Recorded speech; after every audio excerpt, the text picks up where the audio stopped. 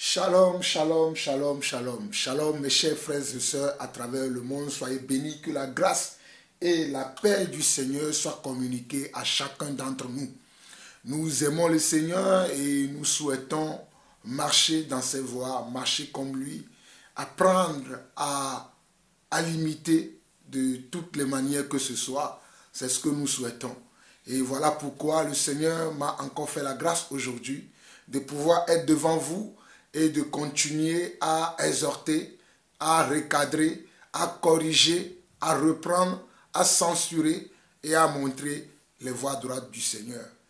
Avant de continuer le message d'aujourd'hui, permettez-moi, nous allons prier ensemble.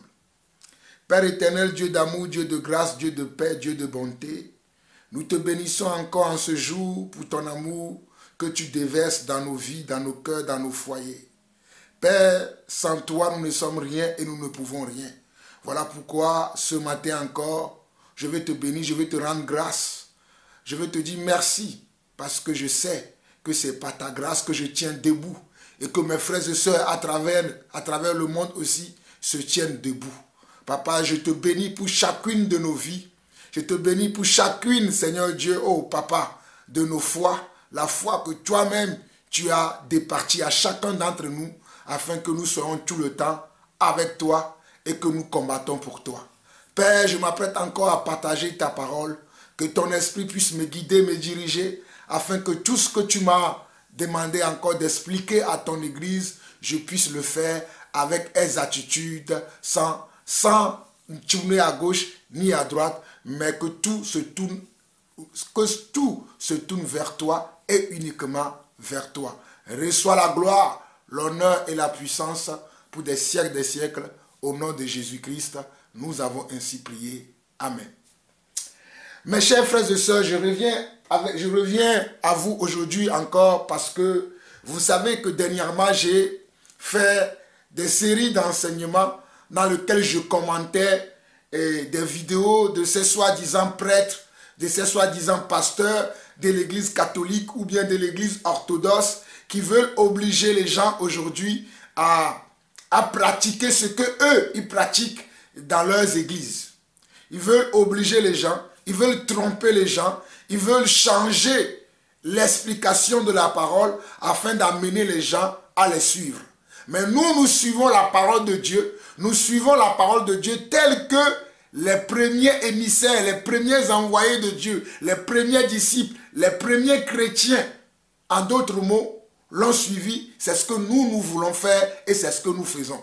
Nous ne suivons pas ce qui se fait dans toutes les églises aujourd'hui, dans toutes les communautés aujourd'hui, que ce soit les communautés juives ou les communautés chrétiennes. Il y a beaucoup de choses qui se font qui ne sont pas en conformité avec les Écritures, qui ne sont pas en conformité avec ce que les pères de l'église, c'est-à-dire les apôtres Pierre, Paul, Jean, Jacques, ce qu'ils ont enseigné, ce que nous voyons dans l'église communément appelée primitive, ou bien dans la première église, ce que nous voyons aujourd'hui dans les assemblées, nous ne l'avons jamais vu dans ces premières églises-là. Voilà pourquoi nous voulons rester et demeurer dans le modèle que nous avons vu chez nos prédécesseurs.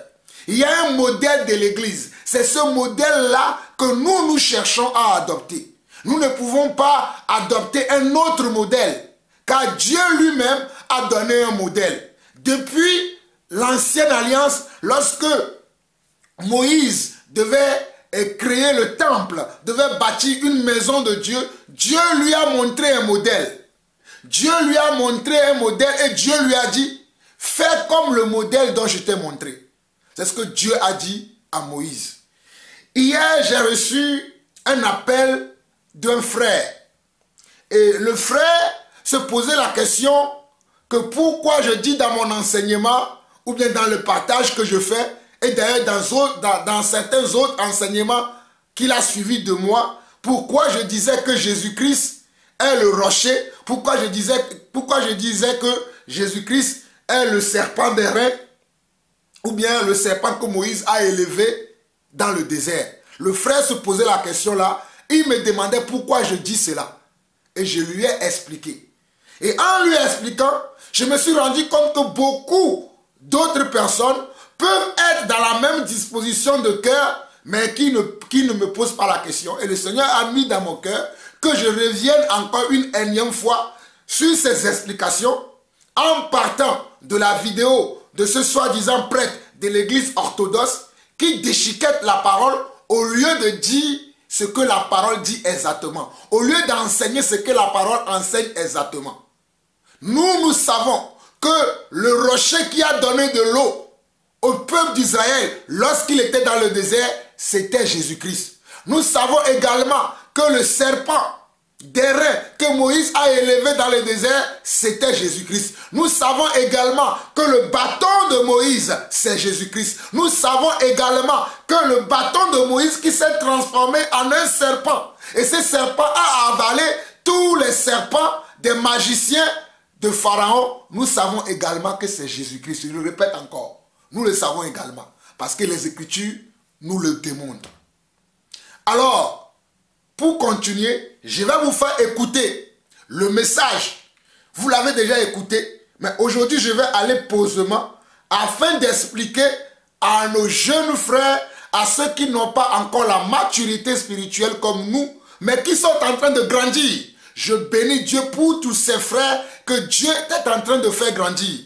Pour tous ces frères et sœurs que Dieu est en train de faire de grandir. Je rends grâce à Dieu pour cela. Parce que nombreux sont ceux-là qui nous suivent et qui sont en train de grandir. C'est là ce que nous voulons.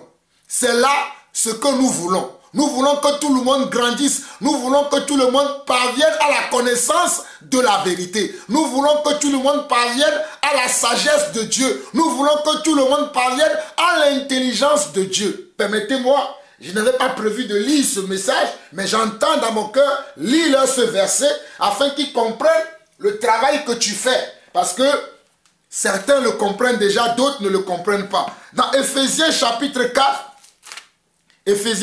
chapitre 4, nous allons lire un verset là-bas rapidement, afin que vous compreniez le travail que nous, les serviteurs de Dieu, nous faisons. Pas moi tout seul, mais tous les serviteurs de Dieu qui demeurent dans la doctrine des apôtres et des prophètes font le même travail que moi. Et dans Éphésiens chapitre 4, le verset 11 au verset 12, on va relire que ces deux versets-là. Mais chez vous, à la maison, méditez-les jusqu'au verset 16. Parce que je vais vous faire voir plusieurs versets aujourd'hui. Voilà pourquoi je ne veux pas qu'on perde de temps. Mais ceux-là, ici, écoutez ce que Dieu dit. Dieu dit, dans Éphésiens 4, le verset 11 au verset 12, il dit, et il a donné les uns comme apôtres, les autres comme prophètes, les autres comme évangélistes, les autres comme pasteurs et docteurs, pour le perfectionnement des saints, en vue de l'œuvre du ministère et de l'édification du corps de Christ.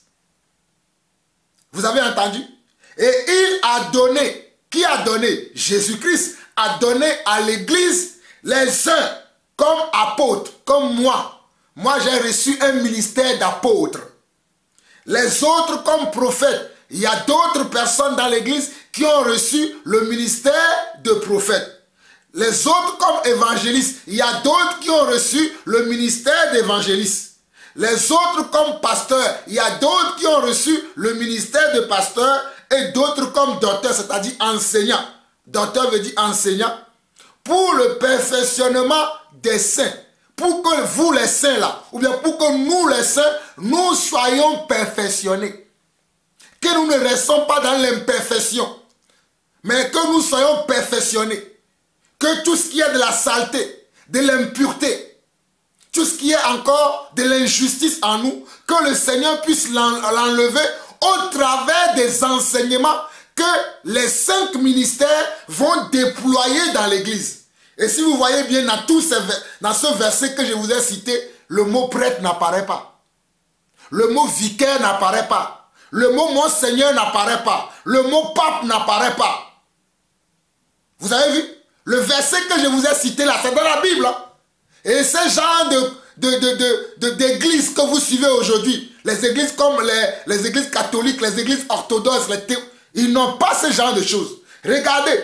Et il a donné, Éphésiens 4, verset 11, et il a donné les uns comme apôtres, les autres comme prophètes, les autres comme évangélistes, les autres comme pasteurs et docteurs pour le perfectionnement des saints en vue de l'œuvre du ministère et de l'édification du corps de Christ, jusqu'à ce que nous soyons tous parvenus à l'unité de la foi et de la connaissance du Fils de Dieu, à l'état d'homme fait, à la mesure de la stature parfaite de Christ. C'est ça ce que l'enseignement va produire chez nous. Mais nous avons beaucoup de versets à voir. Je vais vous montrer directement la vidéo parce que c'est sur cette vidéo que je vais encore baser et l'enseignement d'aujourd'hui, le recadrement d'aujourd'hui, la correction d'aujourd'hui. Donc je vous en prie, suivez-le attentivement. Dans l'église orthodoxe comme dans les églises catholiques, nous remarquons qu'il y a le... Je vais le recommencer. Alors que la Bible condamne toute propriété. Dans l'église orthodoxe comme dans les églises catholiques, nous remarquons qu'il y a le culte des images, alors que la Bible condamne toute représentation de Dieu. Ne peut-on pas dire que vous êtes des idolâtres? Est-ce que... Bien, voilà, c'est très facile de juger facilement en disant vous êtes des idolâtres. Oui. Alors comme je dis, c'est nous qui avons donné la Bible. On avait lu tous ces textes, on les avait compris bien avant. Et tous ceux qui viennent après, ils viennent comme des spécialistes, ils viennent faire la leçon aux sachants en disant vous êtes des idolâtres. La Bible condamne toute représentation de Dieu. Et la plupart des chapitres que nos frères aiment citer, c'est Exode chapitre 20, le verset 4. Exode chapitre 20, le verset 4 dit « Tu ne feras pas de représentation de Dieu, tu ne feras pas d'image taillée. » Alors ils viennent nous dire « Vous avez vu, dans la Bible c'est écrit noir sur blanc, et vous avez des images dans vos églises. La Bible condamne le culte des images. » Alors moi quand je dis, comme je dis souvent, et je cesserai de le répéter, que la simple lecture de la Bible n'est pas suffisante. Si ces gens disent « La Bible condamne de faire des images », donc ça veut dire que ces gens-là ne font que ce que la Bible demande. C'est ce que ça veut dire. Oui. Puisque la Bible condamne, nous on le fait plus que la Bible condamne. Mais la même Bible leur demande par exemple de brûler de l'encens, d'allumer des bougies dans le temple, de faire de telles ou telles images. C'est la même Bible qui leur demande. Pourquoi ils ne le font pas? Ils vont vous dire, mais oui, on ne le fait pas parce que ce sont les choses de l'Ancien Testament. Nous sommes dans le Nouveau. Mais le chapitre que vous citez dans Exode 20, verset 4, c'est un chapitre de l'Ancien Testament. Vous allez dire, nous sommes dans le Nouveau, on ne fait pas les choses anciennes. Mais donc ne nous citez pas ce chapitre-là. Donc vous voyez qu'on semble dire les choses parce que c'est au nom de la Bible, au nom de la Bible. Mais en fait, ces gens-là même ne respectent pas leur propre Bible. C'est pourquoi il faut demander pourquoi vous faites ça. Au lieu de dire vous êtes, au lieu de juger, il faut d'abord demander mais pourquoi vous avez des images dans votre église. Et aujourd'hui, laissez-moi vous expliquer. En fait, ce chapitre de l'Exode 20, verset 4 répond à un contexte. Le contexte, c'est que le peuple d'Israël sort de l'Égypte. En Égypte, il y avait le culte des images, des idoles. Et il y aura bientôt le veau d'or que le peuple va faire dans le désert. Ils vont adorer un veau d'or. Alors Dieu veut interdire son peuple de ne pas faire une réminiscence de la religion égyptienne.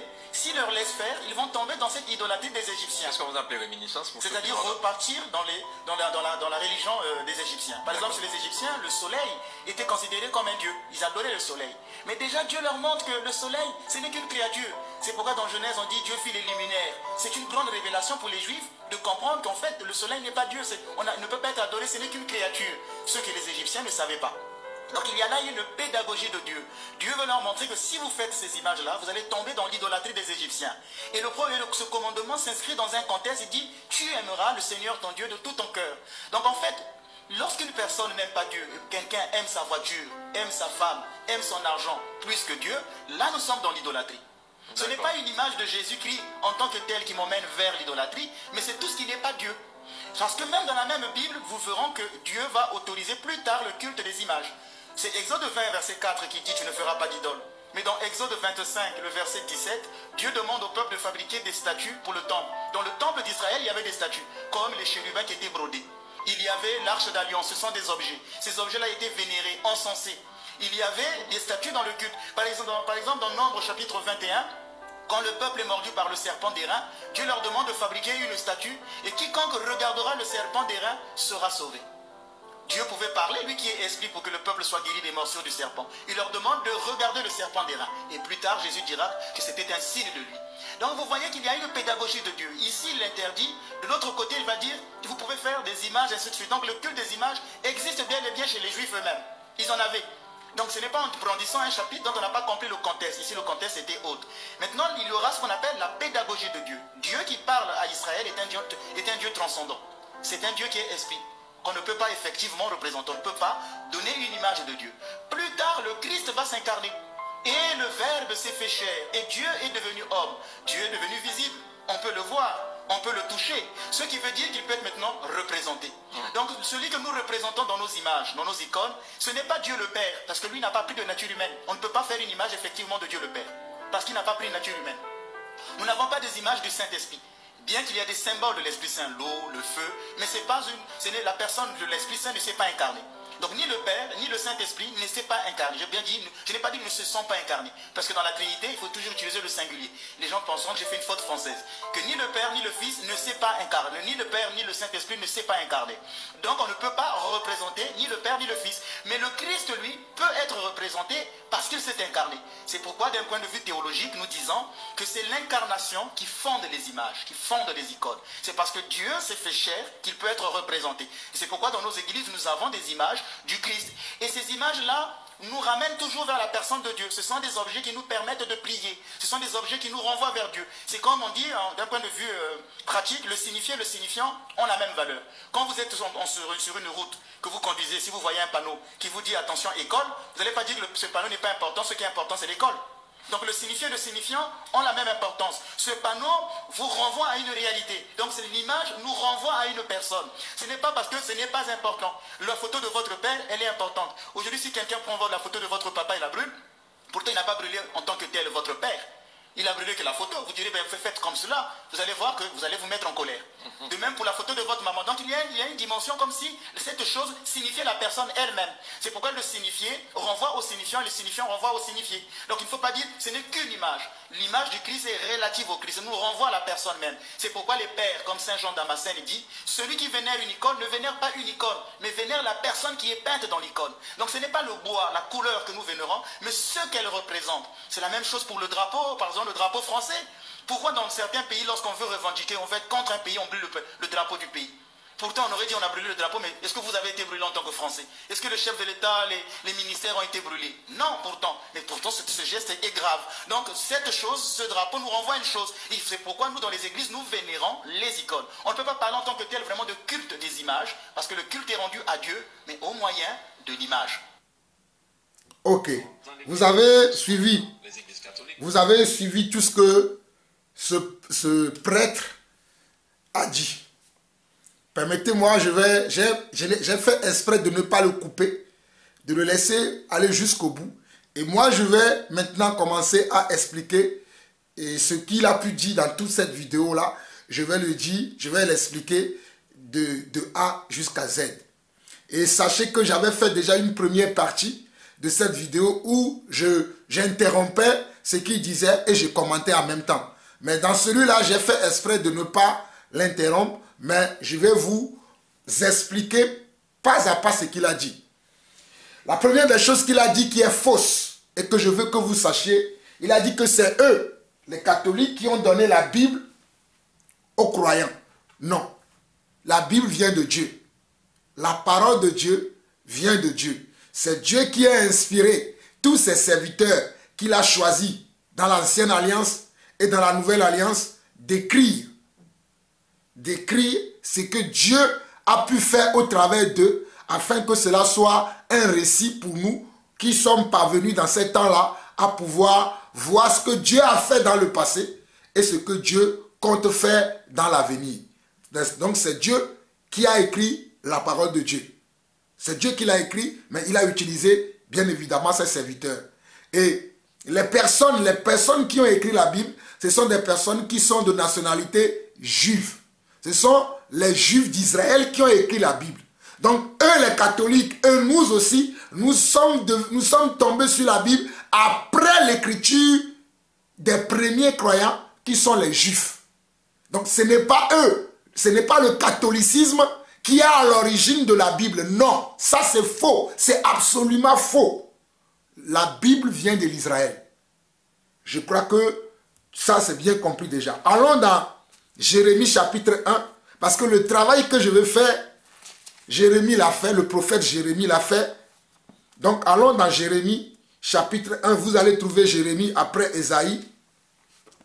Et Jérémie est un prophète et vous allez le trouver après le prophète Ésaïe dans la Bible. Donc nous allons aller dans Jérémie chapitre 1 et nous allons lire du verset 4 au verset 10. Jérémie chapitre 1 verset 4 au verset 10 qui dit ceci. La parole de l'Éternel me fut adressée en ces mots. Avant que j'étais formé dans le ventre de ta mère, je te connaissais. Regardez, hein, avant que Jérémie ne soit né, Dieu est en train de lui parler et Dieu lui dit, avant que tu sois même formé dans le ventre de ta mère, moi Dieu, je te connaissais. J'aime la parole de Dieu. Je te connaissais. Et avant que tu sois sorti de son sein, je t'avais consacré, je t'avais établi prophète des nations. Vous voyez? Aujourd'hui là, le travail que je fais là, Dieu l'avait prévu depuis. Avant que je ne sois conçu dans le sein de ma mère, Françoise Kounou Akouvi, Dieu avait déjà prévu ça. Avant que mon père, Samuel Lawson, élu, puisse rencontrer ma mère, Françoise Kounou Akouvi, Dieu avait déjà prévu que moi, Jean-Paul Lawson, je serai un apôtre des nations pour pouvoir parler de sa part. Regardez ici, je relis encore le verset 4. Au verset 5 jusqu'au verset 10, je ne vais pas m'arrêter. La parole de l'Éternel me fut adressée en ces mots. Avant que j'étais formé dans le ventre de ta mère, je te connaissais. Et avant que tu sois sorti de son sein, je t'avais consacré, je t'avais établi prophète des nations. Je répondis, ah Seigneur éternel, voici je ne sais point parler, car je suis un enfant. Et l'Éternel me dit, ne dis pas, je suis un enfant, car tu iras vers tous ceux auprès de qui je t'enverrai, et tu diras tout ce que je t'ordonnerai, ne les crains point, car je suis avec toi pour te délivrer, dit l'Éternel. Puis l'Éternel étendit sa main et toucha ma bouche. Voici la grâce que Jérémie reçoit comme ça, quand l'Éternel étend sa main pour toucher sa bouche, c'est-à-dire pour remplir sa bouche de la sagesse et de l'intelligence de Dieu, de la puissance de Dieu.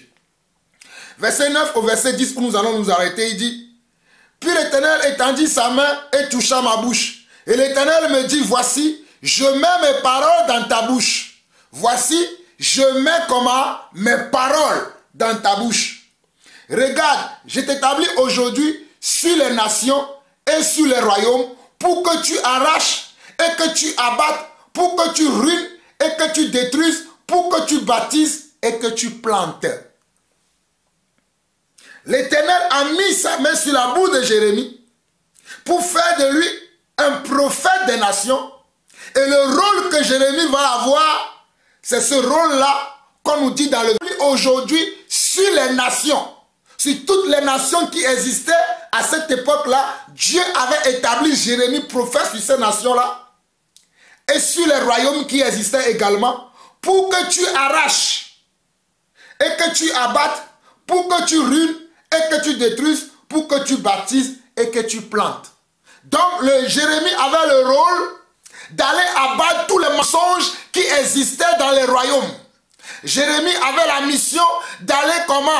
Abattre tous les mensonges, tous les chimères qui existaient à son époque. Jérémie avait pour mission de les abattre. Et une fois qu'ils auraient abattu tous ces mensonges, tous ces chimères, tous ces blasphémateurs-là qui existaient à son époque, après, il va maintenant planter la vraie parole, la parole de Dieu. Avant de planter la bonne semence, il faut d'abord enlever la mauvaise semence. Avant de planter la bonne semence, il faut d'abord enlever la mauvaise semence. Je n'ai jamais vu un agriculteur, un cultivateur aller dans son champ pour semer des graines. Et quand il va commencer à semer les graines, il voit des épines partout, il voit des mauvaises herbes partout et il sème ces nouveaux grains là-dedans. Je n'ai jamais vu aucun agriculteur travailler de la sorte. Je n'ai jamais vu aucun cultivateur travailler de la sorte. Et nous sommes aussi des cultivateurs. Nous sommes aussi des agriculteurs. Et le champ, c'est le monde.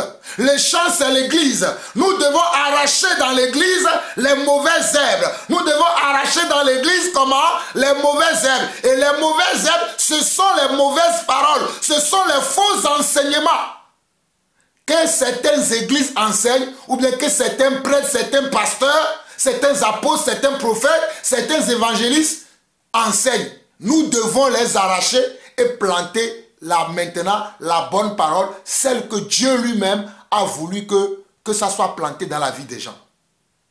Est-ce que vous comprenez? Encore un dernier passage dans 2 Timothée chapitre 3. 2 Timothée chapitre 3, le verset 16 dit ceci, verset 16 à 17. 2 Timothée chapitre 3, verset 16 à 17. 2 Timothée chapitre 3, verset 16 à 17 dit ceci. Toute écriture est inspirée de Dieu et utile pour enseigner, pour convaincre, pour corriger, pour instruire dans la justice. Alléluia. Pour instruire dans la justice. Il y a des gens qui veulent enseigner, qui veulent instruire aujourd'hui, mais ils n'enseignent pas selon la justice. Ils n'instruisent pas selon la justice. Mais nous voulons instruire les gens selon la justice et dans la justice. Voilà pourquoi il est écrit dans 2 Timothée, chapitre 3, le verset 16 au verset 17, il dit « Toute écriture est inspirée de Dieu et utile pour enseigner, pour convaincre, pour corriger, pour instruire dans la justice, afin que l'homme de Dieu soit accompli et propre à toute bonne œuvre. » Vous voyez? Lorsque vous avez le bon enseignement, vous avez la bonne instruction, cela va vous permettre d'être un homme accompli et un homme accompli à adopter une bonne façon de vie et à pratiquer les bonnes œuvres selon Dieu. Je relis encore 2 Timothée 3, versets 16 à 17. Toute écriture est inspirée de Dieu et utile pour enseigner, pour convaincre, pour corriger, pour instruire dans la justice, afin que l'homme de Dieu soit accompli et propre à toute bonne œuvre. Quand nous parlons, quand nous essayons de corriger ces genres de choses, les gens se lèvent et nous disent, mais qui t'a appelé? Qui t'a dit de parler? Mais ils ont oublié que dans la Bible, il y a des gens, quand Dieu les appelle, leur rôle, leur mission, leur fonction, leur tâche, c'est de venir abattre les mauvaises choses qui sont dans l'église et de planter les bonnes choses. Hey, écoutez-moi très bien. Je suis l'apôtre Jean-Paul Lawson. Et c'est ça la mission que j'ai reçue du Seigneur. De venir dans l'église et abattre tous les mauvais enseignements qui sont là et de planter les bons enseignements. C'est ça la mission que moi j'ai. De venir déterrer, de venir enlever, de venir séparer le bien du mal, de venir montrer le bien, de venir montrer la justice, de venir enlever l'injustice dans l'église. C'est ça le rôle que moi je joue en tant qu'apôtre dans l'église de Jésus. Je n'appartiens à aucune organisation, mais j'appartiens à Dieu, puisque c'est lui qui m'a appelé. Voilà pourquoi je vous ai lu Jérémie chapitre 1, verset 4 au verset 10, pour que vous sachiez que moi-même là, j'ai été surpris de savoir que avant que mon père Samuel Lawson élu puisse rencontrer ma mère Françoise Kounou Akouvi, Dieu avait déjà un plan pour ma vie. Je ne le savais pas. Je suis venu le découvrir dans le monde. Je ne le savais pas. Je suis venu le découvrir. Et voilà pourquoi je me tiens à ce poste avec rigueur, sans ni tourner à gauche ni à droite. Donc maintenant, je vais corriger ce prêtre-là. Et tous ces gens qui sont les suiveurs des papes, des monseigneurs, des vicaires, des archibishops, je vais vous corriger tous ici. Écoutez ce que je vais dire à ce monsieur. Il a dit que ce sont eux les sachants, tout ça là. Ça ne m'intéresse pas. Qu'il croit ce qu'il croit. Maintenant, il a dit que non, Dieu a autorisé l'idolâtrie. Que non, les gens ne comprennent pas. Il a expliqué, selon son explication, que non, au fait, c'est parce que le peuple est sorti d'Égypte et en Égypte, ils avaient l'habitude d'être dans l'idolâtrie. Voilà pourquoi quand ils sont sortis de l'Égypte, Dieu ne voulait pas qu'ils reproduisent ce qu'ils ont vu là-bas. Ça, c'est vrai. Dieu ne veut pas qu'ils reproduisent ce qu'ils ont vu là-bas. Voilà pourquoi Dieu leur a interdit formellement qu'ils auront un seul Dieu. Et que Dieu leur a dit qu'ils ne devaient pas avoir des images. Il a cité Exode 20, verset 4. Qu'ils ne devaient pas avoir des images qu'ils devaient adorer. Mais qu'ils doivent l'adorer lui seul, Dieu Tout-Puissant. Mais ce monsieur va dire plus tard, selon Exode 25, le verset 17, que ce même Dieu-là a autorisé plus tard le culte des images. Mais sur quel verset se base-t-il? Donc je vais aller vous lire le passage là, et vous allez voir si c'est ce que Dieu dit dans ce passage. Parce qu'il dit que Dieu autorise. Il dit qu'il a employé le mot autoriser. Il dit que Dieu a autorisé plus tard.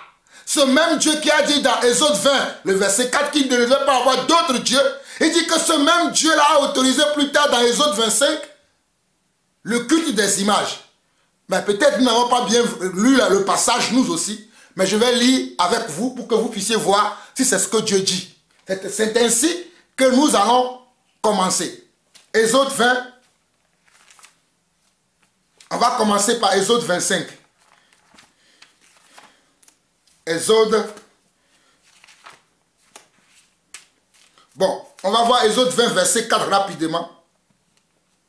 Exode 20, verset 4 dit: tu ne feras point d'image taillée, ni de représentant quelconque des choses qui sont en haut dans les cieux, qui sont en bas sur la terre, et qui sont dans les eaux plus bas que la terre. Tu ne te prosterneras point devant elles, et tu ne les serviras point. Car moi, l'Éternel, ton Dieu, je suis un Dieu jaloux, qui punit l'iniquité des pères sur les enfants jusqu'à la 3e et la 4e génération de ceux qui me haïssent, et qui fait miséricorde jusqu'à la 1000e génération à ceux qui m'aiment et qui gardent mes commandements. Et ça fait partie des 10 commandements, parce que si je continue, on va lire d'autres lois. Mais puisque nous avons plusieurs passages à lire, allons directement dans Exode 25, où ce monsieur déchiquette maintenant la pensée de Dieu et amène les pensées des démons qui va appeler la pensée de Dieu. Dieu n'a jamais dit ça. Dans Exode 25, le verset 17, il a dit, Exode 25, le verset 17, que Dieu a autorisé plus tard. Dans Exode 25, le verset 17. Lisons pour voir si c'est ce que Dieu dit. Je suis dans Exode 25, le verset 17, il dit: tu feras un propitiatoire d'or pur. Sa longueur sera de 2 coudées et demi et sa largeur d'une coudée et demie. Tu feras 2 chérubins d'or. Tu les feras d'or battu aux 2 extrémités du propitiatoire. Fais un chérubin à l'une des extrémités et un chérubin à l'autre extrémité.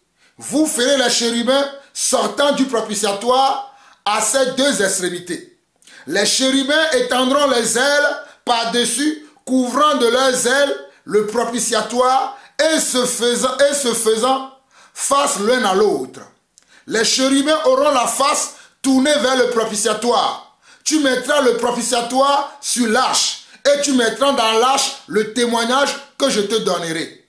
C'est là que je me rencontrerai avec toi, du haut du propitiatoire, entre les 2 chérubins placés sur l'arche du témoignage. Je te donnerai tous mes ordres pour les enfants d'Israël. Voilà, moi j'ai lu du verset 17 au verset 22. Qu'est-ce que Dieu a dit ici? Allez maintenant faire des objets et les adorer. Là, le Seigneur est en train de donner à Moïse la manière dont il doit placer les choses dans le sanctuaire, dans le tabernacle terrestre que Dieu a montré à Moïse sur le mont Sinaï et qui lui a dit: fais d'après selon le modèle que je t'ai montré. Maintenant, Dieu vient confirmer sa parole pour lui dire: à cet endroit précis, c'est ce que tu dois faire. À cet endroit précis, c'est ce que tu dois faire. À cet endroit-là précis aussi, c'est ce que tu dois faire. À quel moment Dieu a dit maintenant: ok, une fois que tu feras ce propitiatoire-là, maintenant à tel endroit, tu dois t'agenouiller, m'adorer là-bas. Où est-ce qu'il a dit ça? Où est-ce que Dieu a dit ça? Mais ce monsieur a soutenu que Dieu a dit plus tard que le peuple peut continuer comment? Le peuple peut maintenant adorer les images parce que Dieu l'a autorisé. Vous voyez pourquoi, mes chers frères et sœurs à travers le monde, vous devez méditer la parole de Dieu. Vous devez être les adeptes de la Bible. Voilà pourquoi ces prêtres catholiques, ces papes catholiques, depuis les temps anciens, ils ont caché la Bible. Parce qu'ils savaient que si les gens lisaient la Bible, ils allaient découvrir eux-mêmes la vérité. Ils verront que ce qu'ils enseignent, c'est le mensonge. Voilà pourquoi depuis des années, l'Église catholique a caché la Bible à ses adeptes, à ses suiveurs. Mais aujourd'hui, nous rendons grâce à Dieu. Selon les prophéties de la Bible a dit que à la fin des temps, la connaissance augmentera. Et je rends grâce à Dieu pour cela, parce qu'aujourd'hui, la connaissance a augmenté. La connaissance a augmenté aujourd'hui, il ne peut plus se cacher. Donc, qu'est-ce qu'il doit faire? Il doit maintenant tordre le sens des Écritures pour continuer à amener les gens dans le désordre. Il doit continuer maintenant à tordre le sens des Écritures, parce que tout le monde a accès à la Bible aujourd'hui. Moi, j'ai de la Bible dans mes téléphones. J'ai de la Bible même dans mes toilettes. La Bible est maintenant partout. Donc, qu'est-ce qu'on doit faire? On doit commencer maintenant à dire que non, la Bible est faux. Que tout ce que Dieu a dit dans la Bible, ce sont les hommes qui l'ont écrit. L'homme peut se tromper. C'est maintenant comme ça qu'on va essayer de vous comment? De vous aliéner. On va vous dire c'est l'homme qui a écrit. Ce n'était pas vraiment la pensée de Dieu. Ce sont les arguments qu'ils avancent maintenant. Car j'ai plusieurs vidéos de ce pasteur. Je suis qu'au début. Je viendrai dans plusieurs vidéos où je vais démonter ce pasteur un à un. Ce prêtre-là. Et je lance l'appel ici sur ce plateau. Partout où il voudra me rencontrer, je viendrai avec ma Bible que vous voyez là. Je viendrai avec ma Bible, qui vient aussi avec sa Bible, et nous allons voir qui connaît la parole de Dieu. Je l'invite, que ce soit aux États-Unis, je paierai mon billet, je viendrai. Que ce soit partout dans le monde. Parce que moi, je veux qu'il m'appelle sur un plateau comme lui là. Qu'on vienne et qu'il parle, je parle, qu'il parle, je parle. On va voir qui dit la vérité. La plaisanterie a assez duré. Écoutez-moi très bien. Même le pape François est petit devant moi. Écoutez-moi très bien, je ne suis pas en train de m'enorgueillir. Mais la grâce que Dieu m'a fait, je le sais. Même le pape François là, qui raconte des âneries un peu partout, que les gens adulent partout dans le monde, il est petit. La grâce que Dieu nous a fait de révéler la Bible, nous le révélons. Mais vous ne voulez pas croire ce que nous disons. Regardez, ce monsieur se lève pour dire que non, oui, Dieu a autorisé plus tard. Dans la nouvelle, allez regarder, j'aime jouer tout, la vidéo. Que Dieu a autorisé plus tard dans Exode 25, le verset 17. J'ai lu tout à l'heure, est-ce que vous avez vu l'autorisation de Dieu? Attends, regardons. Exode 20, le verset 4 que nous avons lu tout à l'heure. Et on va lire Exode 25, verset 17, pour voir si Dieu dit le contraire de ce qu'il a dit. Il dit, Exode 20, verset 4, tu ne feras point d'image taillée, ni de représentant quelconque des choses qui sont en haut dans les cieux, qui sont en bas sur la terre, et qui sont dans les eaux plus bas que la terre. Verset 5, tu ne te prosterneras point devant elles, et tu ne les serviras point, car moi, l'Éternel ton Dieu, je suis un Dieu jaloux, qui punit l'iniquité des pères sur les enfants, jusqu'à la 3e et à la 4e génération de ceux qui me haïssent, et qui fait miséricorde jusqu'à 1000 générations à ceux qui m'aiment et qui gardent mes commandements. Là, ça c'est Exode 20, verset 4 à 6. Maintenant, dans Exode 25, le verset 17 au verset 22,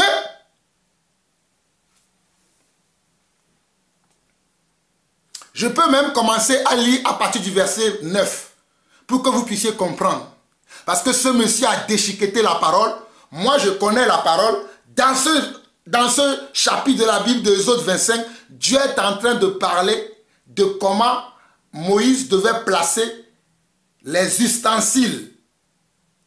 Les ustensiles qui devaient servir au sacrifice, qui devaient servir au service du temple. Moïse était en train d'écouter Dieu de la manière dont il doit les fabriquer. Parce que c'est Dieu qui doit nous dire comment nous devons agir dans chaque chose que nous faisons. Aujourd'hui, eux-mêmes, ils inventent des choses qu'ils font. Mais Moïse était quelqu'un qui était soumis à Dieu. Donc, à partir du verset 9 des autres 25, voici, vous ferez les tabernacles et tous les ustensiles d'après le modèle que je vais te montrer. Regardez, Exode 25, verset 9, Dieu dit, vous ferez les tabernacles et tous ces ustensiles d'après le modèle que je vais te montrer. Ici, il est question du tabernacle et des ustensiles ou bien des instruments qui vont être utilisés dans le tabernacle. Ici, quand Dieu s'adresse à Moïse, il lui parle du tabernacle qui devait, ou bien du temple qu'il doit construire et les ustensiles qui vont servir dans le temple. Dieu lui dit comment il doit le faire. Verset 10. Ils feront une hache de bois d'acacia. Sa longueur sera de 2 coudées et demi, sa largeur d'une coudée et demie et sa hauteur d'une coudée et demie. Tu la couvriras d'or pur, tu la couvriras en dedans et en dehors et tu y feras une bordure d'or tout autour. Tu fondras pour elle 4 anneaux d'or et tu les mettras à ces 4 coins, 2 anneaux d'un côté et 2 anneaux de l'autre côté. Suivez bien les détails. Hein. Tu feras des barres de bois d'acacia et tu les couvriras d'or.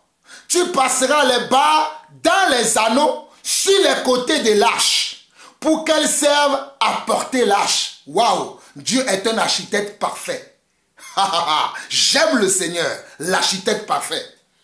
Verset 13. Tu feras les barres de bois d'acacia et tu les couvriras d'or. Tu passeras les barres dans les anneaux sur les côtés de l'arche pour qu'elles servent à porter l'arche. Les barres resteront dans les anneaux de l'arche et n'en seront point retirées. Les barres resteront dans les anneaux de l'arche et n'en seront point retirées. J'ai dit la dernière fois, dans la première vidéo, que ce sont comment les décorations, les choses qui doivent exister dans le temple que Dieu disait à Moïse de faire et que ce monsieur-là dit que c'est là l'acte d'autorisation de Dieu maintenant à pratiquer l'idolâtrie. Je suis en train de dénoncer l'idolâtrie dans cette vidéo. Dieu n'a jamais accepté l'idolâtrie. Dieu est le même hier, il est le même aujourd'hui, il est le même éternellement. Ce que Dieu n'a pas aimé hier, ce n'est pas aujourd'hui qu'il va l'aimer. Je continue. Verset 16 jusqu'au verset 22. Tu mettras dans l'arche le témoignage que je te donnerai. Tu mettras dans l'arche les témoignages que je te donnerai. Le verset 17 que lui il a cité. Tu feras un propitiatoire d'or. Puis sa longueur sera de 2 coudées et demi et sa largeur d'une coudée et demi.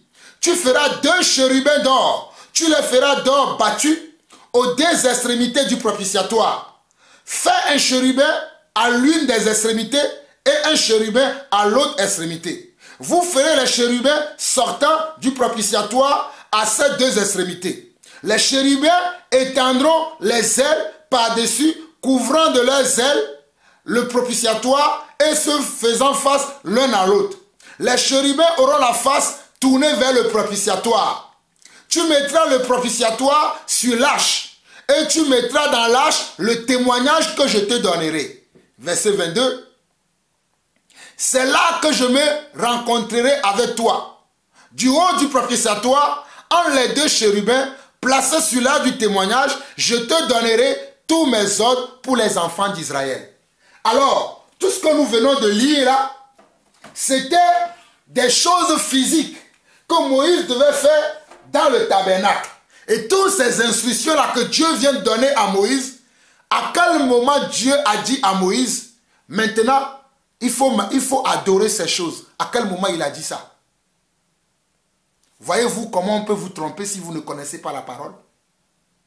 Voyez-vous comment on peut mal interpréter la parole de Dieu? À quel moment Dieu... Parce que toutes ces choses-là constituent des ustensiles que Moïse va utiliser dans les tabernacles, constituent des instruments dont Moïse va se servir pour servir Dieu. D'ailleurs, entre le propitiatoire, Dieu a dit c'est là où il va venir rencontrer Moïse. Dieu va venir lui-même rencontrer. J'ai lu tout à l'heure, parce qu'il y a beaucoup de passages que je vais lire. Dieu va descendre au milieu du propitiatoire pour rencontrer Moïse. À quel moment Dieu a parlé de l'idolâtrie là-bas? Oh! Que Dieu ait pitié de cet homme. Il a parlé également de Nombre 21. On va aller lire Nombre. Après le livre des autres, vous avez le livre de Lévitique. Et après Lévitique, vous avez Nombre.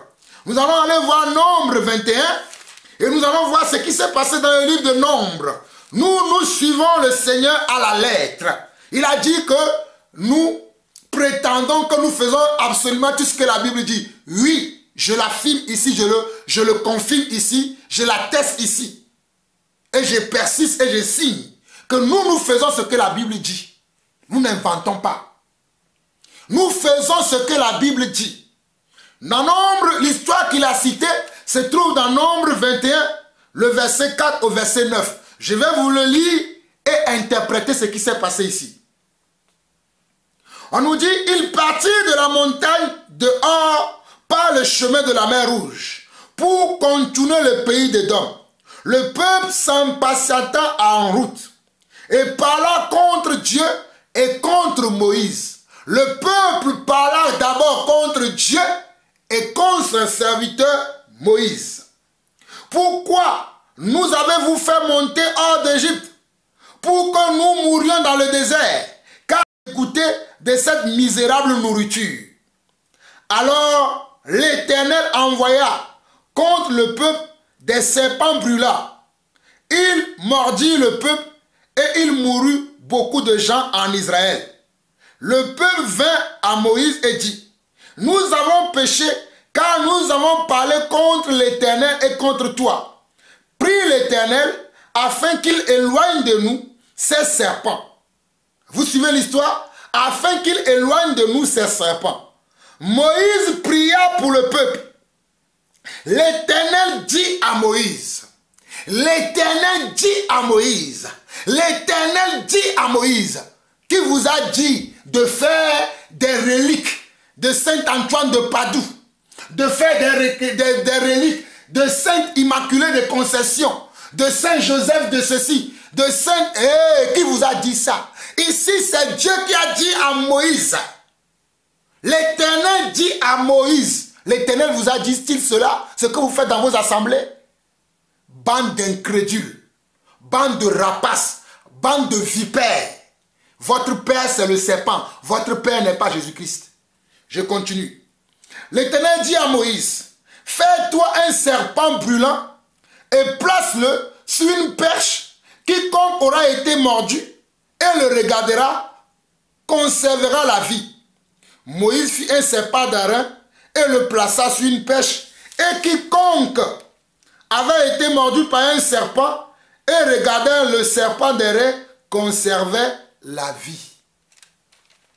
Là, nous sommes avec le peuple d'Israël, qui était un peuple rebelle, qui était un peuple qui se plaignait toujours contre Dieu.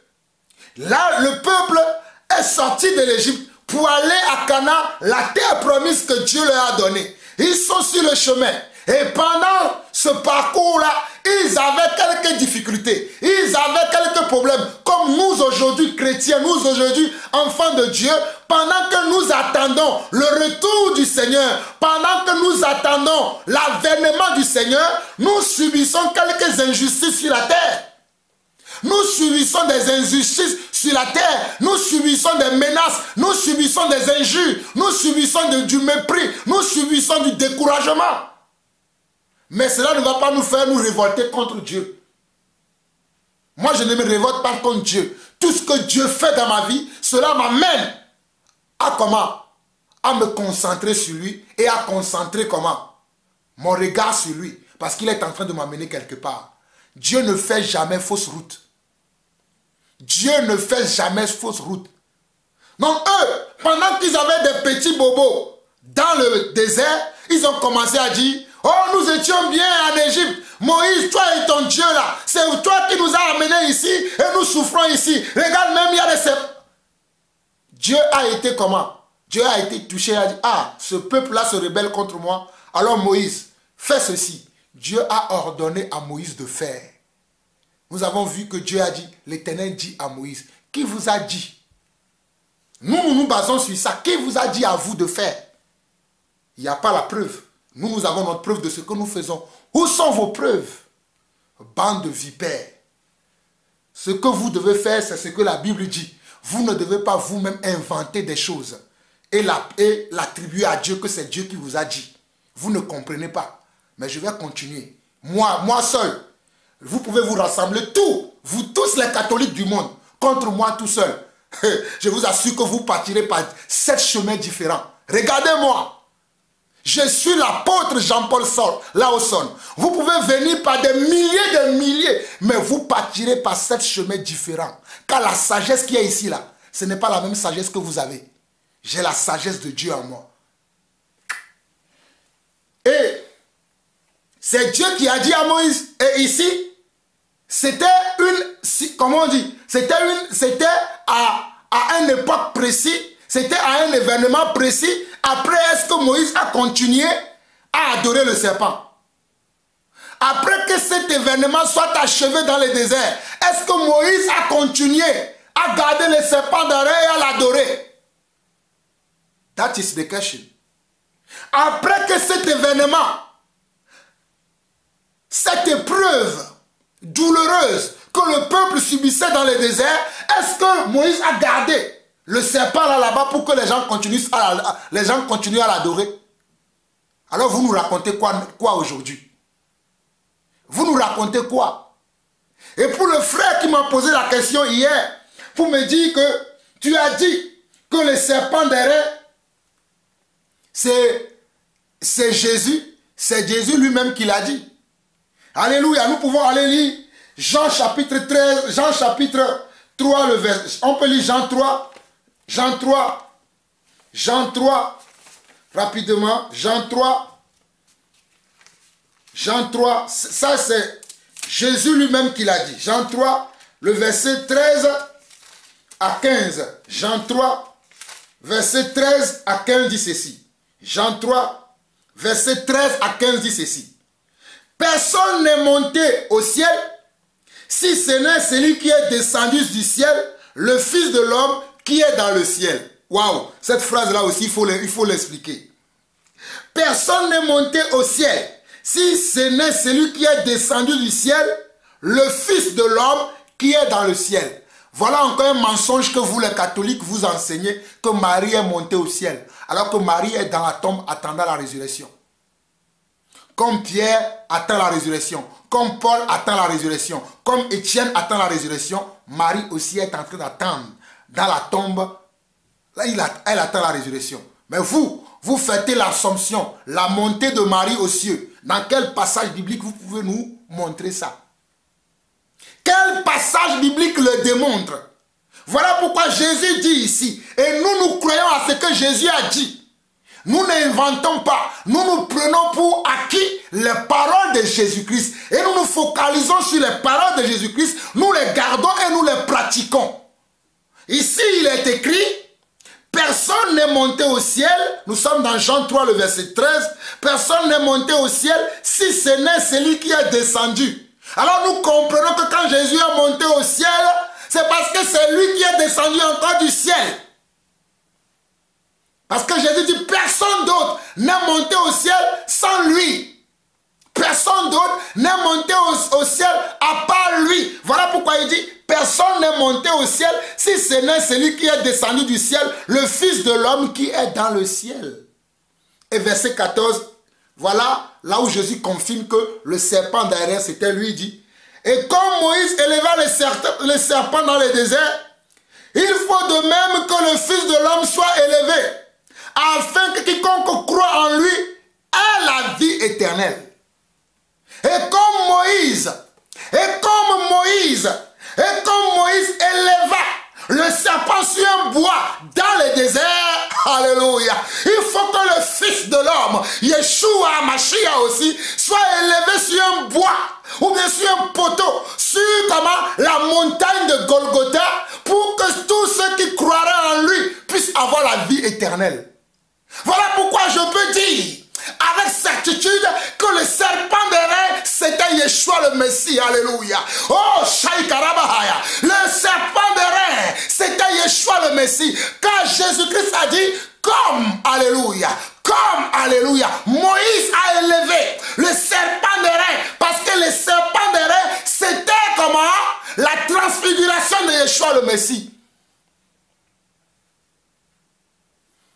Voilà pourquoi je le dis. Et je suis content. Voilà pourquoi nous aussi, quand nous regardons à Jésus-Christ, nous avons comment? La libération. Quand nous regardons à Jésus-Christ, nous avons la rédemption. Quand nous regardons à Jésus-Christ, nous recevons la guérison. Quand nous regardons à Jésus-Christ, nous recevons la délivrance. Quand nous regardons à Jésus-Christ, nous recevons le salut. Voilà comment Jésus l'a dit. Je l'ai expliqué aux frères, pour les nouveaux frères aussi qui sont là, et pour les nouvelles sœurs aussi qui sont là, voici l'explication que je donne aujourd'hui. Il a dit encore une autre chose que j'aimerais que vous compreniez. Il a dit que nous devons apprendre chez eux. Qu'est-ce que nous allons apprendre chez eux s'ils n'ont pas la vérité? Ils n'ont pas la vérité. Vous voyez, quand moi je parle, je lis et j'explique ce qui est là. Lui, il cite simplement le passage. Et maintenant, il peut donner l'interprétation que lui-même il veut. C'est très dangereux quand vous voyez un homme de Dieu qui parle. Ça peut arriver hein, qu'il y ait un homme de Dieu qui parle et qu'il explique, mais qui reste dans la vraie pensée de Dieu, dans la bonne interprétation. Mais ceux qui vraiment font exprès de ne pas lire, parce qu'eux-mêmes ils ont prévu de donner une autre explication à la parole de Dieu, vous devez les fuir. Vous devez les fuir. Vous devez les fuir. Jésus dit lui-même, Jean 3, le verset 13 au verset 15, personne n'est monté au ciel si ce n'est celui qui est descendu du ciel, le Fils de l'homme qui est dans le ciel. Et comme Moïse éleva le serpent dans le désert, il faut de même que le Fils de l'homme soit élevé afin que quiconque croit en lui ait la vie éternelle. C'est la vérité. Jésus dit également dans Jean 12, 32, Jean 12, 32, je vais vous lire ça rapidement, puisque nous sommes dans le livre de Jean. Hein, dans Jean 12, 32, Jésus dit ceci. Dans Jean 12, 32, Jésus dit, et moi, quand j'aurai été élevé de la terre, j'attirerai tous les hommes à moi. Et quand moi, j'aurai été élevé de la terre, j'attirerai tous les hommes à moi. Il n'a pas dit j'attirerai les hommes à Marie, ma mère. J'attirerai les hommes à Élisabeth, ma tante. Il a dit j'attirerai les hommes à moi seul. Jésus a dit j'attirerai les hommes à moi. Il n'a jamais dit j'attirerai les hommes à Marie. Vous voulez attirer les hommes à Marie. Moi je vais attirer les hommes à Jésus. Comme les apôtres l'ont fait, nous attirons les hommes à Jésus. Car Jésus a dit, quand j'aurai été élevé, et il a été élevé parce qu'il est mort, et il est ressuscité le troisième jour, et il est monté aux cieux, alléluia, dont il est assis à la droite du Père. Et il intercède en notre faveur. Et il a dit, quand j'aurai été élevé, j'attirerai tous les hommes à moi. Et vu que nous sommes dans Jean, nous allons voir dans Jean 14, Jean 14, verset 6. Jean 14, 6, Jésus dit, je suis le chemin, la vérité et la vie. Nul ne vient au Père que par moi. Jésus dit, je suis comment? Le chemin, la vérité et la vie. Nul ne vient au Père que par moi. Jésus n'a pas dit que vous irez au Père en passant par Saint-Joseph, en passant par Saint-Antoine, en passant par le pape, en passant par le vicaire, en passant par le prêtre. Jésus n'a jamais dit ça. Jésus a dit, moi Jésus, je suis le chemin, la vérité et la vie. Nul ne vient au Père que par moi. Dans quelle Bible vous avez lu que Jésus a dit, passez par ma mère Marie? Je vais vous démonter un à un. Vous allez fuir. Je vous lance l'invitation. Invitez-moi sur n'importe quel plateau. Je viendrai avec que la Bible. J'aurai que la Bible, pas aucun autre livre. Avec la présence de l'Esprit avec moi. Je viendrai seul comme ça. Mais je serai avec la présence de Yeshua avec moi. Et je vais vous montrer que vous ne connaissez pas Jésus-Christ. Vraiment, nous pouvons voir également dans Jean 6, 51, Jésus dit quelque chose de très important. Voici les versets clés que vous, mes frères, vous devez comprendre. Jésus utilise souvent des symboles, des métaphores pour parler de qui il est. Mais si vous ne comprenez pas, vous allez croire que Jésus vous dit d'aller adorer le pain. Jésus dit dans Jean 6, 51, il dit « Je suis le pain vivant qui est descendu du ciel. Si quelqu'un mange de ce pain, il vivra éternellement.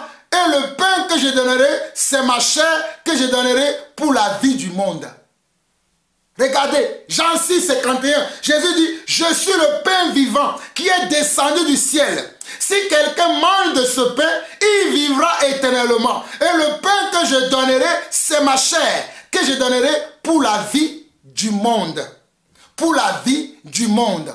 Alors si aujourd'hui, tu as dit, Jésus a dit, parce que je suis le pain du monde, tu vas acheter une baguette et tu le mets dans ton salon et tu viens t'agenouiller là tu rentres dans l'idolâtrie. Tu rentres dans l'idolâtrie parce que tu n'as pas compris ce que Jésus a dit. Jésus a utilisé une métaphore. Jésus a utilisé un symbole. Parce qu'effectivement, Jésus est un breuvage. Si tu manges Jésus-Christ, tu n'auras plus faim. Si tu bois de son sang, tu n'auras plus soif. Voilà pourquoi dans ce chapitre de Jean, chapitre 6, les gens étaient stomaqués. Étaient choqués. Comme quelqu'un dit, ils étaient choqués. Les gens étaient traumatisés et choqués. Les gens étaient choqués que Jésus a dit, je suis le pain de vie. Effectivement, Jésus est le pain de vie. Quand tu manges, ça veut dire quand tu crois en lui, rien ne pourra te déstabiliser. Quand tu acceptes qui il est, quand tu acceptes sa parole, quand sa parole te pénètre, quand son esprit te pénètre, il n'y a pas aucun autre esprit qui pourra te nuire, qui pourra te déstabiliser. Mais les gens étaient choqués. Dans Jean 6, le verset 60, on nous dit, plusieurs de ses disciples, après avoir dit cette parole, après l'avoir entendu dire, cette parole est dure, qui peut l'écouter? Plusieurs de ses disciples, après l'avoir entendu dire, mangez ma chair, buvez mon sang, je suis le pain de vie. Ils ont dit, cette parole est dure. Qui peut l'écouter? Verset 61, on nous dit, Jésus sachant en lui-même que ses disciples murmuraient à ce sujet, leur dit, cela vous scandalise-t-il? Cela vous scandalise-t-il? Et si vous voyez le Fils de l'homme monter où il était auparavant? Et si vous voyez le Fils de l'homme monter où il était auparavant, parce que le Fils de l'homme était au ciel avant. Et il a pris maintenant, il a emprunté le ventre de Marie pour venir sur la terre afin de nous montrer un modèle à imiter, afin de nous montrer un modèle à regarder et à suivre. Voilà pourquoi il dit, quand vous allez me revoir remonter, vous serez encore plus choqués. Verset 63. Il dit, c'est l'esprit qui vivifie. La chair ne sert de rien. La parole que je vous ai dite sont esprit et vie. Vous avez vu? Voilà pourquoi Jésus dit au verset 63 de Jean 6, il dit, c'est l'esprit qui vivifie. La chair ne sert à rien. Ceux qui se confient sur la chair. J'ai fait l'école de théologie. J'ai fait le code de théologie. Moi, je ne compte pas sur le code de théologie que j'ai fait. Mais je compte sur l'Esprit de Dieu qui est en moi. Alléluia. C'est l'Esprit de Dieu qui est en moi qui m'amène à vous parler de telle sorte. Qui m'amène à vous parler avec de telle assurance, avec de telle arrogance. Parce que je sais l'esprit que j'ai reçu. Je n'ai pas reçu l'esprit d'un homme. Je n'ai pas reçu l'esprit d'une religion. Mais j'ai l'esprit de Jésus. Oh! J'ai la vie de Dieu en moi. J'ai la vie de Dieu en moi. J'ai sa vie, sa nature et sa capacité. J'ai la vie de Dieu en moi. Nous allons alors voir quelque chose encore de très important dans le livre de Deutéronome. Mais avant d'aller dans Deutéronome, regardez d'abord dans Nombre 20. Dans Nombre 20. Dans Nombre 20, il s'est passé quelque chose là-bas concernant le rocher. Parce que le frère m'a posé aussi la question sur le rocher. Donc nous allons aller voir dans Nombre 20 ce qui s'est passé quand Moïse a donné de l'eau au peuple à boire. dans Nombre 20, nous allons lire du verset 2 au verset 6. Nombre 20, verset 2 au verset 6. Nombre 20, verset 2 au verset 6, on dit ceci. Il n'y avait point d'eau pour l'assemblée et l'on se souleva contre Moïse et Aaron. Il n'y avait point d'eau, toujours dans le parcours, pour la terre promise. Toujours sur le chemin pour rejoindre la terre promise, l'eau manquait. Alors, le verset 2, on nous dit, le peuple chercha querelle à Moïse. Il dit, que n'avons-nous pas inspiré quand nos frères inspiraient devant l'Éternel? Pourquoi avez-vous fait venir l'assemblée de l'Éternel dans ces déserts pour que nous y mourions, nous et notre bétail? Pourquoi nous avez-vous fait monter hors d'Égypte pour nous amener dans ce méchant lieu? Ce n'est pas un lieu où l'on puisse puiser, s'aimer. Il n'y a ni figuier, ni vigne, ni grenadier, ni d'eau à boire. Vous avez vu, toujours la plainte. On accuse Moïse. C'est de ta faute. Tu nous as amenés, tu nous as sortis de l'Égypte. Tu nous as amenés de l'Égypte. Nous étions en paix là-bas. Nous avons tout là-bas. Tu aurais dû nous laisser. Nous préférions mourir là-bas comme nos frères. Mais toi, tu es venu, tu as dit, Dieu a dit, je vais vous amener sur une terre où coule le lait et le miel. Voici, nous sommes dans le désert. Nous mourrons de faim. Il n'y a même pas d'eau à boire. Si nous plantons nos figuiers ici, nos grenadiers ici, au coin de nos arbres fruitiers ne pourra germer ici. Pourquoi tu es si méchant comme ça? Regardez le verset 6. Verset 6.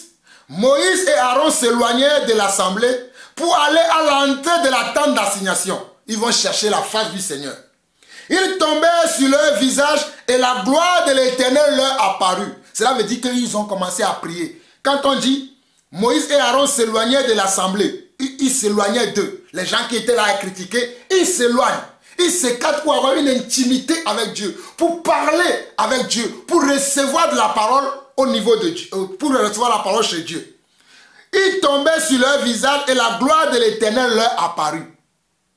Donc ils se sont prosternés en cherchant Dieu et Dieu leur apparut. Verset 7 au verset 8, au verset 9, Dieu dit ceci. L'Éternel parla à Moïse et dit, prends la verge et convoque l'assemblée, toi et ton frère Aaron.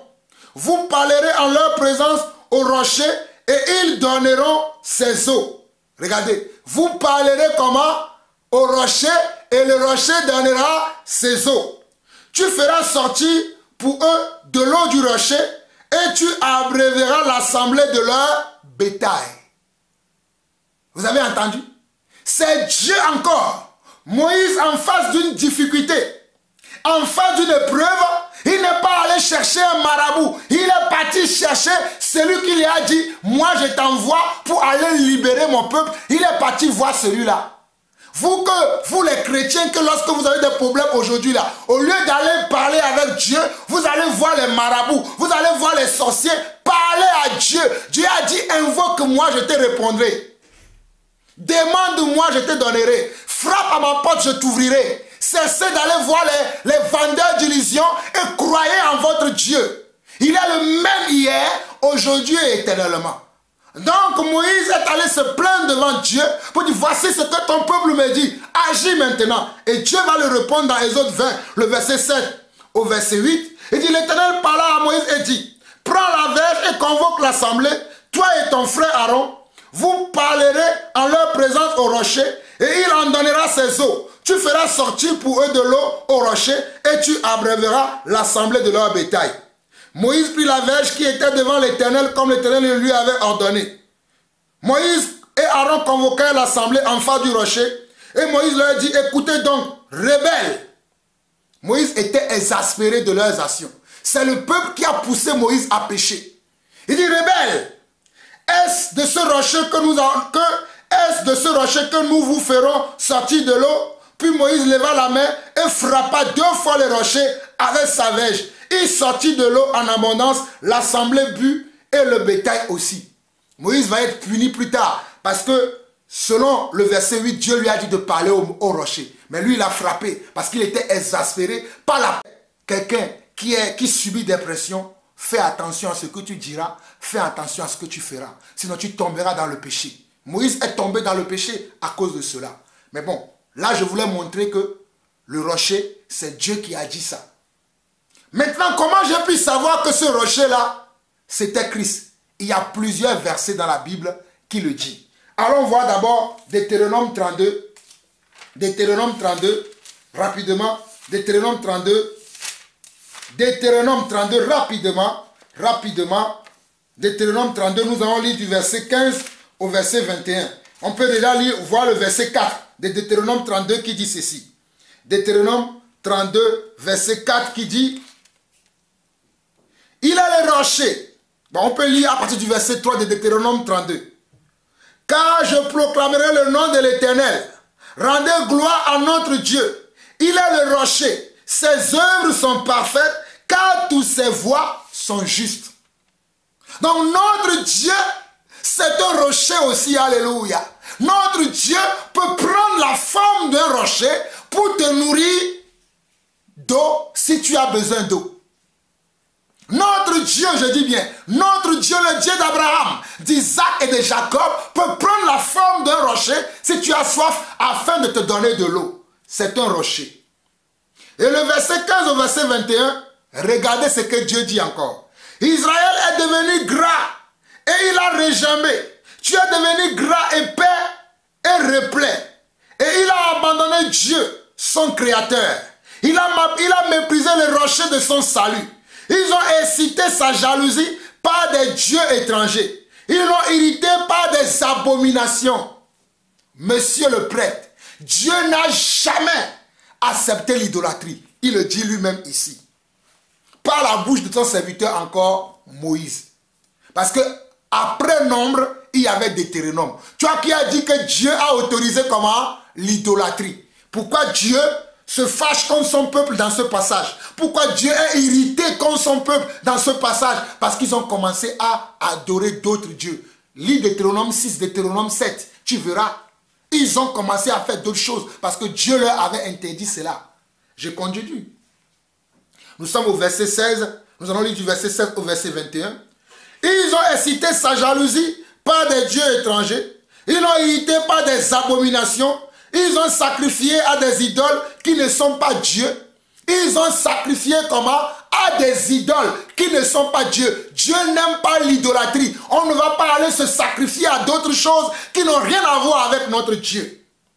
À des dieux qui ne connaissent point, nouveaux venus depuis peu, et que vos pères n'avaient pas craint. Tu as abandonné, regardez le verset 18, tu as abandonné le rocher qui t'a fait naître. Donc moi qui suis né, c'est un rocher qui est mon père. Oh, Dieu est un rocher, le rocher Yeshua, le rocher Adonai, le rocher Alléluia Elohim est mon père. Car dans Deutéronome 32, le verset 18, il est écrit, tu as abandonné le rocher qui t'a fait naître. Et tu as oublié le Dieu qui t'a engendré. Donc Dieu est considéré, selon la parole de Dieu, comme un rocher. Sachez-le maintenant, vous les nouveaux frères, vous les nouvelles sœurs, sachez-le que Dieu est considéré comme un rocher. Verset 19 au verset 21. L'Éternel l'a vu et il a été irrité, indigné contre ses fils et ses filles. Et il a dit, je leur cacherai ma face. Je verrai quelle sera leur fin, car c'est une race perverse. Ce sont des enfants infidèles. Ils ont excité ma jalousie par ce qui n'est point Dieu. Vous voyez? Dieu dit, ce sont des enfants infidèles. Ils ont excité ma jalousie par ce qui n'est pas Dieu. Ils m'ont irrité par leur vaine idole. Ils m'ont irrité par leur vaine idole. Et moi, j'exciterai leur jalousie par ce qui n'est point un peuple, je leur irriterai par une nation insensée. C'est à cause de l'idolâtrie du peuple juif, du peuple hébreu, que Dieu s'est retourné vers nous les païens. Nous qui étions d'origine païenne, nous qui étions d'origine égyptienne, nous qui étions d'origine païenne, je précise les mots, nous qui étions d'origine égyptienne, parce qu'en Égypte, nous adorons les bêtes, nous adorons la nature, nous adorons les animaux, nous adorons les arbres, parce que le peuple autochtone, le peuple choisi choisi de Dieu, le peuple aimé de Dieu a refusé de se soumettre à sa volonté, Dieu a dit, je vais appeler les païens. Ils vont venir maintenant. Et quand ils vont venir, cela va inciter leur jalousie et ils vont revenir à moi. Dieu avait un plan. Il est un architecte parfait. Il est un architecte parfait. Je vous relis encore ce passage très rapidement afin que vous compreniez du verset 15 au verset 21 très rapidement. Israël est devenu gras et il a regimbé. Tu es devenu gras, épais et replet. Et il a abandonné Dieu, son créateur.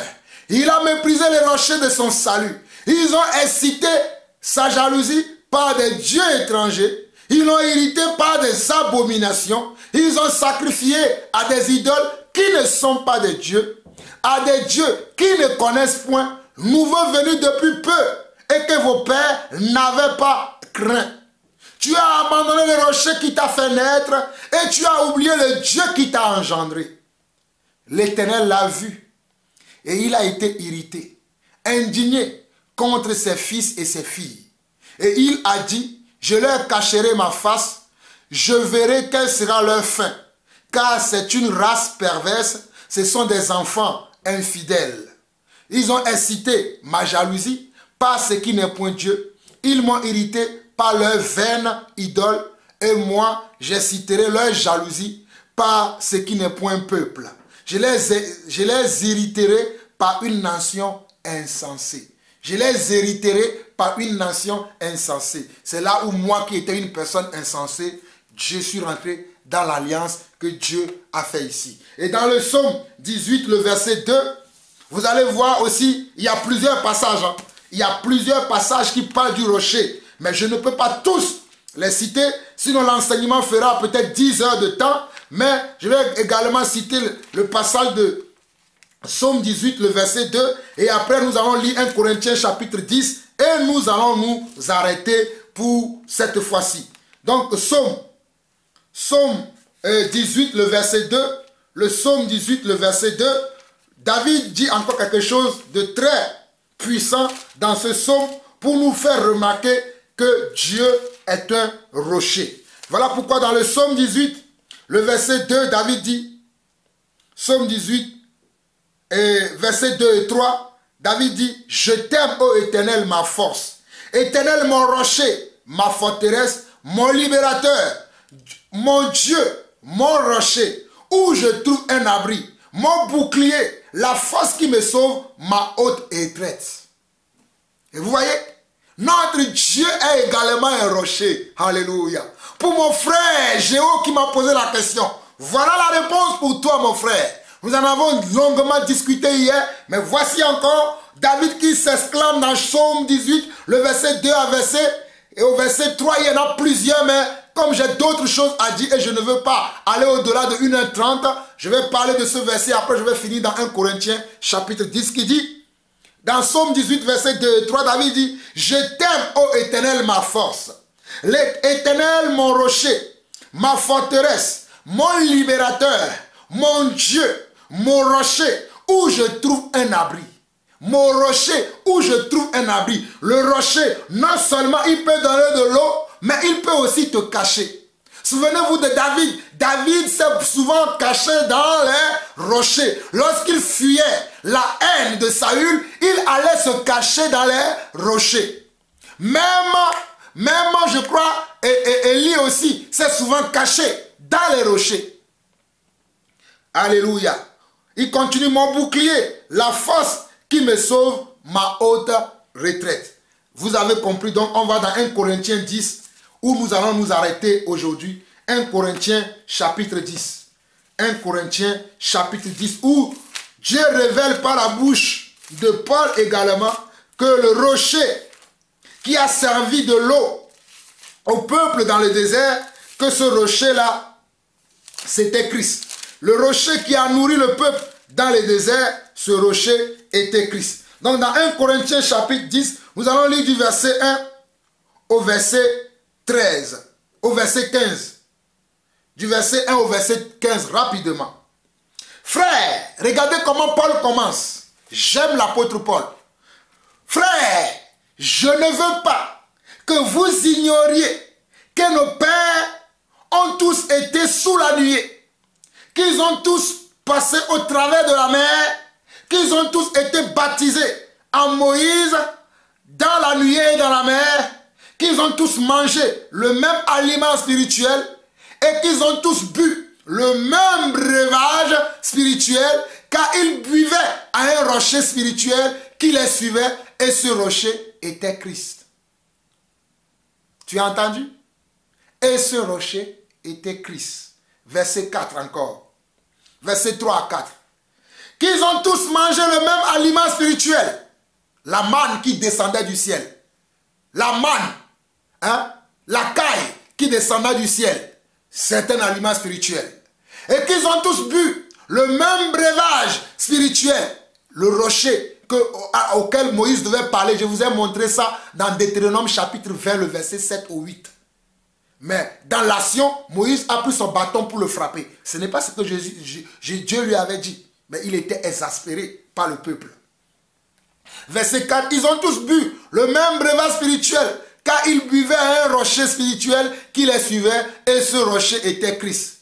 Mais la plupart d'entre eux ne furent point agréables à Dieu, puisqu'ils périrent dans le désert. Malgré que les gens ont mangé la manne, la caille qui descendait du ciel, et qu'ils ont bu l'eau au travers comment? Au travers du rocher. La Bible déclare, la parole de Dieu confirme que la plupart n'ont pas été agréables à Dieu. La plupart, Dieu ne les a pas appréciés parce qu'ils étaient des rebelles. Pourquoi ils étaient des rebelles? Dieu le dit. Suivez la lecture. Verset 5 de 1 Corinthiens 10. Mais la plupart d'entre eux ne furent point agréables à Dieu puisqu'ils périrent dans le désert.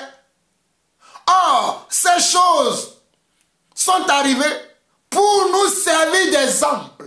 Or, ces choses sont arrivées pour nous servir d'exemple afin que nous n'ayons pas de mauvais désirs comme ils en ont eu. Donc, ces gens qui ont péri dans le désert, qu'est-ce qui a été la cause de leur chute? Qu'est-ce qui a été la cause de leur périssement ou de leur mort? Mais c'est parce qu'ils avaient eu des mauvais désirs.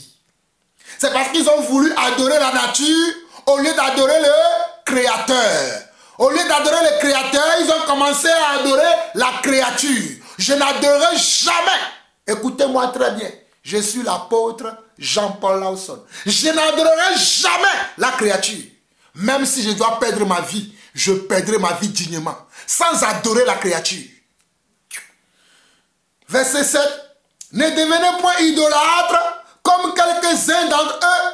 Vous avez vu? Ne devenez point idolâtres comme quelques-uns d'entre eux. Ce ne sont pas eux tous qui sont devenus des idolâtres. Mais parmi eux là, il y avait quelques-uns qui sont devenus des idolâtres. Comme au milieu de nous, nous qui nous disons chrétiens aujourd'hui, nous qui nous appelons aujourd'hui les croyants, il y en a quelques-uns parmi nous qui sont des idolâtres.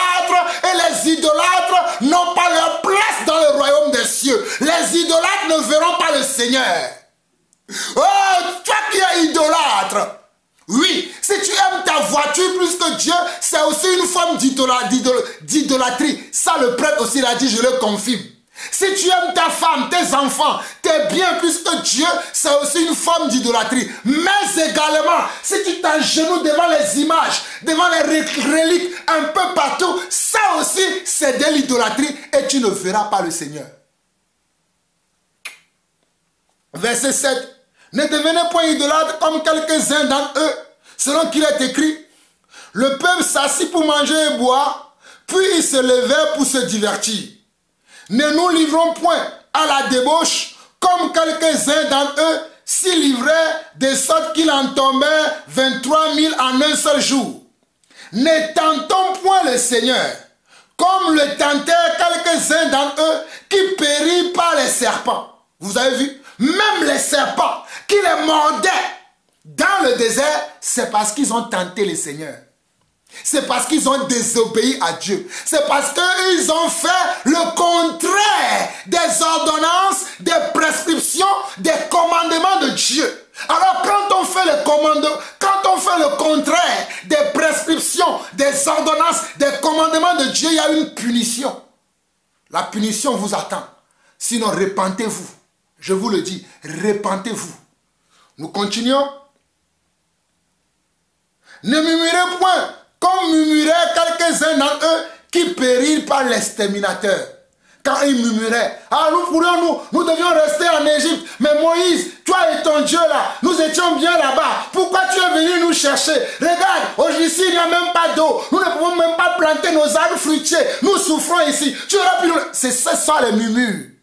Et beaucoup de croyants aujourd'hui continuent à avoir des murmures. Ils sont dans le Seigneur depuis 20 ans, mais va les voir murmurer. Oh, pourquoi je n'ai pas d'enfant? Oh, je ne peux rester dans le monde. Oh, pourquoi je n'ai pas de mari? Pourquoi je n'ai pas de femme? Dans le monde, les femmes m'adorent.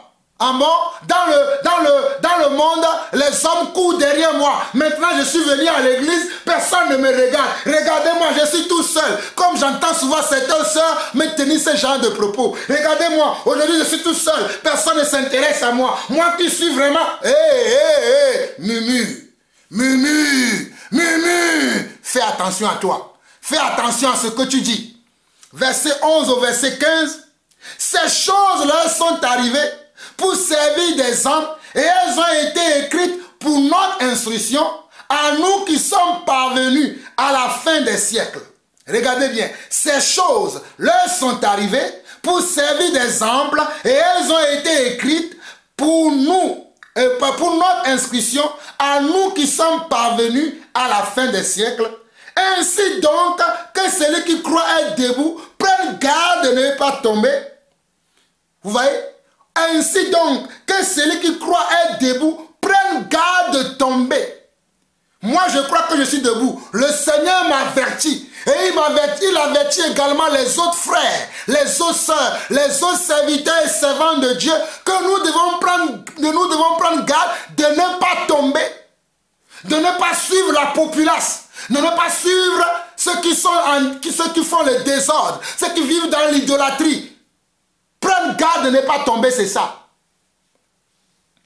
Verset 13. Aucune tentation ne vous est survenue qui n'ait été humaine, et Dieu qui est fidèle ne permettra pas que vous soyez tentés au-delà de vos forces. Mais avec la tentation, il préparera aussi le moyen d'en sortir afin que vous puissiez la supporter. Donc il n'y a aucune tentation qui peut m'arriver que je ne pourrai pas surmonter. Il n'y a aucune épreuve, il n'y a aucune douleur, il n'y a aucun problème qu'un enfant de Dieu ne surmonte pas. Quand l'épreuve arrive, Dieu prépare aussi la sortie. Quand la tentation, quand les difficultés arrivent, Dieu prépare aussi comment la réponse.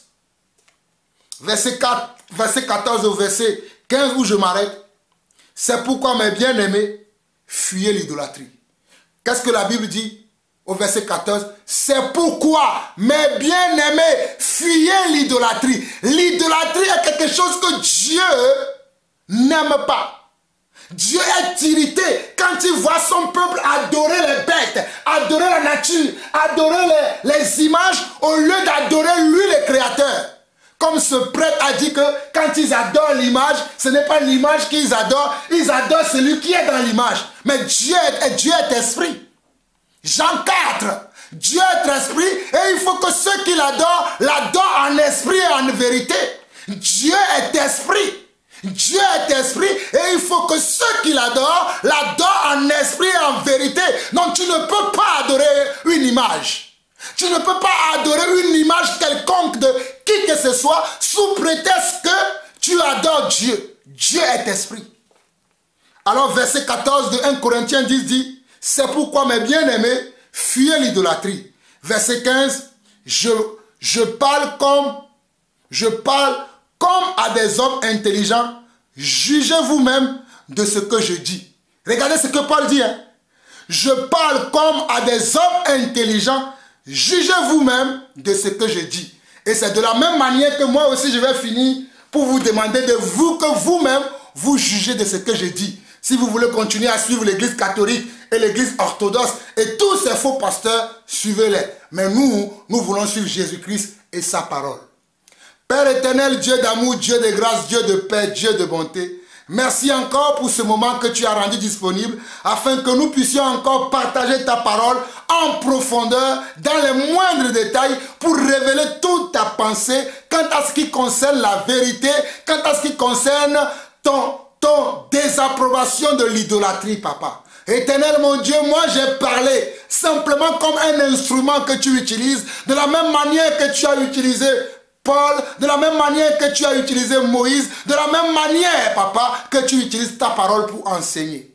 J'ai semé, papa. Fais maintenant croire ces paroles dans le cœur de tous tes enfants, dans le monde entier, et que la gloire te revienne à toi, le Seigneur notre Dieu, celui qui est assis à la droite du Père, celui qui est venu du ciel pour nous sauver. Oh papa, que ta gloire se manifeste encore et que la gloire soit rendue à toi seul, toi mon berger, toi mon rocher, toi ma force, toi ma puissance et toi ma haute retraite. Je t'aime papa, nous t'aimons, nous tous tes enfants qui aimons ta parole.